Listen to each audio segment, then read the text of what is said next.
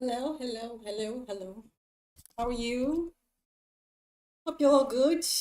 For me, I'm fabulous. It's a nice day. It's lovely outside. It's warm. What more can I ask for? Everything's fabulous. So, thanks for joining my stream today. Um, so I got an email asking me to explain what it means, what attachment styles there are in relationships. So this is when you're in a relationship, but you subconsciously have a style. Many people don't know about this, they have no clue about it. Um, but sometimes we act the way we do in relationship because of many reasons. Now, there are three of them I'm going to talk about today. Where is it? Let's see, it's right here. Hope you can see that. So the question is, which one are you? Before I explain that, why do we act the way we do in love, in a relationship? So the first one is the secure attachment style. And this is where the person in a relationship is um, the type that is comfortable with intimacy, right? So they're comfortable with any sort of intimacy. They're dependable. They handle conflict constructively. They communicate verbally or in writing. They communicate very clearly, right? So they're not, these people, this kind of person is not afraid to be alone, right? But thrives in a relationship. So they're fine to be alone. Like for me, I enjoy my alone time a lot. Right? If I decide to be alone, I enjoy it, I stick with it. If I'm in a relationship, I enjoy it as well because I want to be with that person. I want to get to know them. Everything is exciting, especially at the beginning of the relationship, right? The honeymoon phase, some people call it. And as you learn about that person, you are very interested. You want to know everything that excites you, even their thoughts, the way they think, the way they process information, the way the activities they want to join or want to do, right? All of them, you just watch them and you just enjoy the moment, right? I'm a very confident kind of person, right? In myself, in my skin, I'm comfortable, right? So that means that I am not afraid of what people think. I am not afraid of people's opinion. I don't really care about that at all. Um, when I'm in a relationship, I don't go out and seek information from people, such as sit down with friends and dissect my partner and his behaviors and what he should have done or shouldn't do, things like that. It just messes your relationship up because those people you're talking to, they don't really know who your partner is. You do. You know that partner more than anyone else. So if you're going to ask for people's opinion, be careful because they will give you information or tell you something they ought to do based on the minimal information that you've provided to them. So if you're telling them about a story or an incident that happened, right? You're telling them from your perspective, not from your partner's perspective. So they're seeing it alongside your thoughts, your views, right? And they're judging from that angle, which is completely wrong. Because if you want to judge anything, you have to hear both sides. There are two parties involved in this, right? You need to know where they're coming from and where your friend is coming from before you can actually judge. But you're not in this case. So you're telling them, you're going to them, and you're telling them all sorts of things, even the intimate stuff in your relationship. Why do you do that? There are things, there are lines, right, that you shouldn't cross when you're in a relationship, because there are very intimate stuff that you do with a partner that should be between you two, nobody else. So if you're going to dissect your partner in front of your mates, your friends, right, you should be really careful because what the advice they might provide might totally ruin your relationship, right? And you don't want that. So you need to be secure in yourself. You need to be a dependable person, someone you can rely on. If I say I'm going to be somewhere at 7 o'clock, I will be there at 7 o'clock. If I say I'm going to buy you a gift, I will buy you a gift. Stuff like that. It's little stuff that add up and become something big eventually. So this kind of attachment style is good in that you are confident in who you are. You're dependent. You know who you are. even if the relationship doesn't work, right? You leave that relationship unscathed because you know that you are going into a relationship. It may or may not work. You might find out stuff about the person that you don't really like, that there are deal breakers for you, and you won't compromise on those stuff. So you have to go into the relationship with an open mind, trying to understand the situation without actually getting hurt, right? So this is a very, very good one. So what about you? Are you confident in who you are? Some people are not confident in themselves because they don't look good physically. Some people are really, really big, fat, or really, really tiny, skinny, right? And they don't like the way they look. They go into this relationship trying to make that person make them feel good. If you do that, the moment the person, your partner, tells you something negative, you're going to fall apart, right? You don't want that. There are people out there, there are men out there, if you're a woman and you're not confident in your body, you don't like the way you look, there are men out there that actually like big women. There are men out there that actually like skinny women, right? You make sure you're not rushing into it because of whatever reason, right? You make sure that the person that you're in a relationship with appreciates who you are, likes the way you are physically, and understands too that eventually your physique is going to change. Because if you progress to marriage or having kids together, your body is going to change. Are they happy to see you look a little bit different than you did when you first met? Right? All of these things you need to take into consideration. So this is the ideal um, attachment style that everyone should have, right? The second one is the avoidance style. This is the person that is afraid of intimacy. Right? They don't like any sort of intimacy in any way. So when it comes to touching, being tactile, they don't like it at all. When it comes to romantic stuff, they don't like it either, right? They want to avoid anything that will make them feel romantic, that will make them feel secure, but dependent on somebody else. So they want to avoid that at all costs. Is this type of style ideal? No, because this person is always anxious, right? Is always um, needs the person always needs constant reassurance that they're great or they're doing well. They're highly sensitive to partner's mood. So any change, any shift in mood, they become alert. They become anxious about it. Right? They overthink things. They think about things too much. They analyze it and break it down. They have a sentence. They break it down to a million sentences, a million iterations, right? And you're doing that without actually knowing which one your partner is talking about. So this person overthinks things. There's fear of abandonment there, right?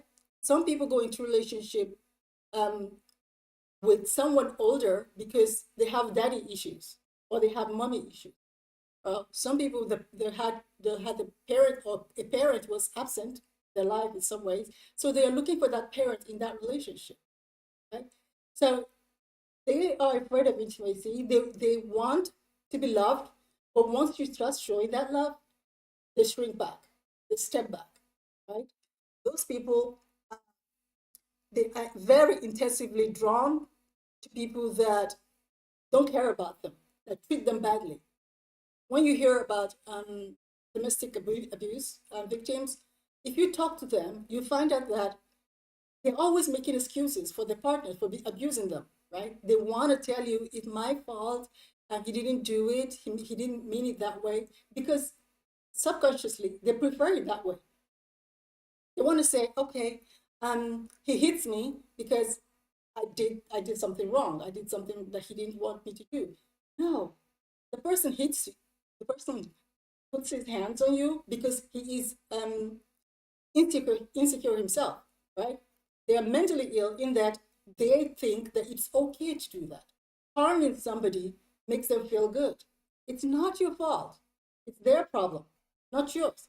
But people who like the avoidant type, they like all the bad boys, all the boys, you know, that do all the wrong things. They want to hang on to those people because they want to be there, but they don't want intimacy, that side of things. They actually like it when the person treats them badly. Why? God knows. I have no idea. But those are the kind of that's the kind of relationship attachment style that is really, really harmful. You don't want to go there at all. So the next one is the anxious type. So the anxious type is someone that is also afraid of abandonment, but they are also anxious when it comes to anything to do with their partners. Not about this, they don't really care about themselves as a person. Right? They try to make sure that the partner is happy and they don't want them to leave them. If they break up with them, oh my God, they think of suicide. You know, they think the whole world is against them. They want to go out there and do harm to themselves. People like that, they are very risky to be in a relationship with because every time you try to break up with them, they threaten to do some sort of harm to themselves. So you, as a person, you don't want them to harm themselves. So you stay in that relationship. It becomes toxic. It becomes really a place you don't want to be. But because you're afraid of what the person is going to do to herself or himself, right? You don't want to leave. You become a slave to that person. It becomes like a prison. So that is not the ideal attachment. So when I talk about attachment, right, all of this is subconsciously. It's in your head, in your mind. If I go into a relationship and I see it that I see it's being really, really bad, it's toxic in any way, form or shape, and I try to explain that to the person, they don't get it. They don't get it because they don't see it's all mentally. So we got to take care of ourselves when it comes to relationship. You put yourself first. You are more important than anybody else in that relationship. So if you don't feel comfortable, you don't feel happy, you don't feel confident, you need to reevaluate that relationship. What are you actually doing there? What are you actually looking for? Because if you don't know, that's a problem. If you do know and still stay there when you know it's not ideal for you, mentally, physically, emotionally, then you're doing yourself harm. And if you eventually go to a different relationship, you carry that baggage into it as well. You go in there and you treat that person, this new relationship, with the same mentality that you had from the previous relationship. And people don't want that. You need to avoid that. So how do we move from being in a toxic relationship, having an unhealthy attachment style to a secure one? First of all, self-awareness. Identify your triggers. What triggers you? What is it that you see in a partner that annoys you? Is it when they hang out with your friends? You don't want it. You need to be self-aware and you need to work on that. Every relationship needs to have alone time for each couple, right? You make sure that if you're confident yourself, you're not afraid when your partner says, oh, I'm going to hang out with the boys tonight. Even if it's Friday and you plan on having a quiet dinner and suddenly he calls you up and says, oh, I'm not coming home early today. I'm going to hang out with the guys. And you sitting at home, you start thinking about all sorts of scenarios that haven't even happened, that are not even true, that he's cheating, that he's going to have to be with someone else. All of that stuff is unhealthy for you. So you need to be aware of yourself. If you feel that way, right, you need to talk to your partner about it. This is how I feel. This is what I think you're saying or you're doing when you do this. So you try to make sure he understands where you're coming from and be honest about it. There's no reason for you to lie, right? Because if this partner of yours is really cares about you, is really the person you should be with, then they will understand. They will listen to you, and you work through it together to find a way to make you not to feel the way you do, not to think everything negative whenever something happens, right? Also, communicate better. Don't react. Some people they act first and they think later. Oh my goodness, that is not good. Because when you act first, you cannot take it back. You've already done the damage. It's hard to take it back when you've already done it. If you put out bad words and you downright berate your partner and you downgrade them and tell them all sorts of nonsense, right?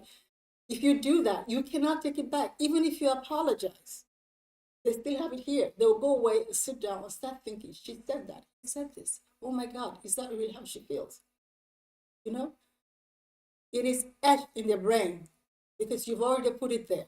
You cannot take it back. Words are very important. Words, they build you and they destroy you. They can do that. It depends on how you use that. So be careful with your communication. So if you're anxious, give people space, like I said before. If you're the avoidant type, practice leaning into yourself, looking at yourself internally and trying to change. Because if you do not change, you're going to jeopardize the relationship. You're going to destroy it, even if you don't want to, right? It's all about you, what you think, the way you act, right? They're related, they're linked, because you start thinking about it, going over it, over again, and then you start to act the way you think. Without even knowing it, you're already accusing him of things that he didn't do. You're telling her how ugly she is. You know, you're telling her she will never find anyone that would love her as much as you do. All sorts of nonsense. These are all because you've built them up in your thoughts, in your head. And before you know it, you're acting it. Your action follows your thoughts. So you need to think about all of this. And also, when you're in a relationship, it's not all about you in terms of the relationship itself. Yes, you need to think about yourself and need to change as you progress, as you go along with that relationship, progress to the next level, you need to change. But think about your partners too. There are things they do that you absolutely love.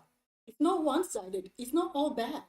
There are things you do that you eventually you would like. Well, maybe initially you didn't like them, eventually you come to cherish those things. You find them funny, you find them endearing. You think, oh, you even joke about it with your partner. So be flexible when it comes to habits, right? People can change habits, but they cannot change habits if they are criticized about them. If you attack them negatively about their habits, they will never change. In fact, they will do it a lot more just to piss you off. So be careful. Your words matter. So my question to you is, which one are you? Are you the kind of person that is secure or insecure, or you like bad boys that will hurt you and make you cry every day, or the bad girl that make you cry every day? Are you the person that any kind of intimacy, touching, holding hands, holding, getting in public? Are you the kind of person to do that? Maybe. If it's not, you need to change it. It's not too late. Change it now. Change it today. Change the way you approach things. Are you the kind of person that's anxious about everything? What are you anxious about? You need to dissect that, put that on your table and look at it and say, why am I afraid of this? Why am I anxious? How can I fix this? You have to get what you want before you can actually put it into action. You do not as well as you want them to be. Some people jump from one relationship to another without actually getting over previous relationship. Why do you think that happens? Because of one of the these attachments. Because they don't want to be alone. Because someone to tell them the truth about what they're doing. They don't like criticism, right? They don't like someone that will tell them, oh, this is wrong. Can you change that? They don't want to change. They want you to want them the way they are. And that is very hard to do. You know, these people that have been in relationship for 50 years, 40 years, 30 years, do you think they don't have relationship attachment styles? Of course they do. But they change it. They are flexible. They're happy to make amends, to change as they go on. They accept the other person's faults. They try to fix them where possible. If they cannot fix them, they just accept them. It's hard to live with a human being. You wake up with them every day. You go to bed with them every day. Most of the time, especially weekends, you're together. It's hard to hold on to all the bad side of them without seeing the good side. Every human being out there has a good side and a bad side. Bad side, not as in they're killers or murderers or something. No, I mean little habits they do every now and again. They have we all have them. There's no one on this earth that is perfect. Out there, nobody is perfect. If you're looking for the perfect person, good luck to you, because they don't exist. Trust me. I used to have a huge list of what my partner must have. Huge, huge list. Some people told me then you need to cut back on your list because you never find that kind of person out there. I refused at the time, but eventually, as I grew older, I started thinking about it. As I related with people, with human beings. After a few relationships, I sat down and said, "So what went wrong with this relationship? Oh, I see. That happened. This happened, and I didn't handle it well, or he didn't handle it well." I sat and I thought about it. Are my expectations in a man really outrageous in that they are impossible for one person to have all of that? Yes, my list was huge, seriously. Um, so I had to sit down and look at that list and say, what are my priorities? What are the most important things I want in a guy? And what are the nice to have? Things that I can do without in a guy. So after cutting back my list and absolutely picking the ones that I will not negotiate on, then I started meeting nicer human beings. Then I learned how to accept the people the way they are. If there are things that they're able to change, I was happy for them to change. I would work with them to to get them to achieve that goal. But if there are things that are not really serious, they're not going to harm you or harm the relationship, you let it go. When your partner makes a mistake, you don't nag them for it. You don't criticize them. You don't hold a grudge and keep malice, right? Hold malice for against them and say, "I'm not talking to you for 10 years, or I'm not having you touch me for 2 weeks." All of that will crush that relationship. You will destroy it with your bare hands.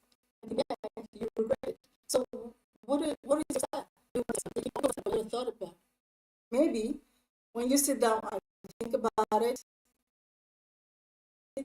that's my goal. I want something. I want to do something that will act on out there. So think about it.